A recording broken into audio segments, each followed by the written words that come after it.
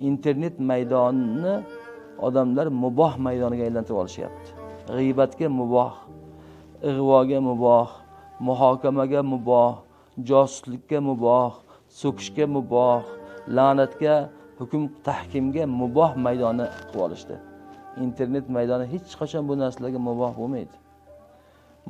Musulmonni internetga o'tirib olib tahkim qilyapti. O'tirib olib, u bunday, bu bunday, falonchi unday, husnudonchi unday.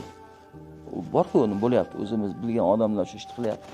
Shu qanchalik aslida to'g'ri? Nima uchun biz masalan shuncha ta'na qilishni bahs qilmayapmiz? Nimaga javob bermayapmiz? Jim turibmiz. Nima uchun? Biz javob bersak, yana shuga bo'ladi. Tarafkashlik boshlanadi. Men tarafdoshlarim meni tarafimni olishadi. Buni tarafdorlar buni tarafini olishadi. Odamlar ikkiga bo'linadi. O'sha odamlar kim? Hammasi bizda odamlar. Bizda jamoat, bizda xalq. O'zi asli to'g'ri yo'l qanday bo'ladi?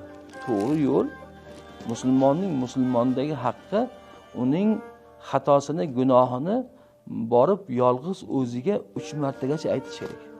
3 marta. Faqat yolg'iz o'ziga. Imom Shofiyning gaplarini qarang.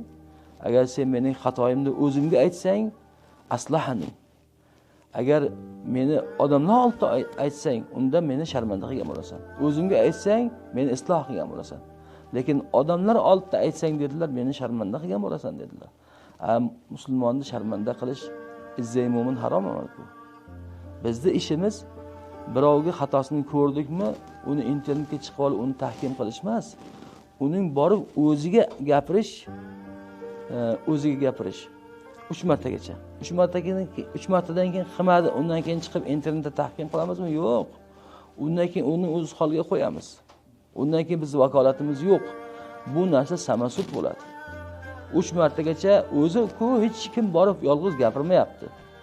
Mana shu yerda noxolislikni ko'rasizda, birovning xatosini borib o'ziga aytish yo'qda, internetga ommaga aytiladi. Mana shu ishni hech narsa halollab bermaydi. Hech kimni o'zini oqlamasin. Shu ishini halollaydigan hech narsa yo'q. U harom ish. Birovning muhokamasini internetga chiqib gapiryaptimi? U harom ish. Nega shunday qilyapsan, o'ziga borib aytmayapsan-da, internetga chiqyapsan desa, u ham internetda gapirdi-ku deydi. U dalil bo'lmaydi u. U himoya bo'lmaydi. U xato qilgan bo'lsa, sen ham xato qilishingga uning xatosi muboh qilib bermaydi seni xato qilishingni.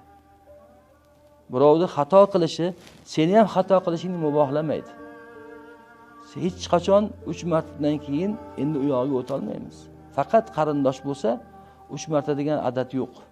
To'xtovsiz gapiraveramiz. To'xtovsiz insofga chaqiraveramiz.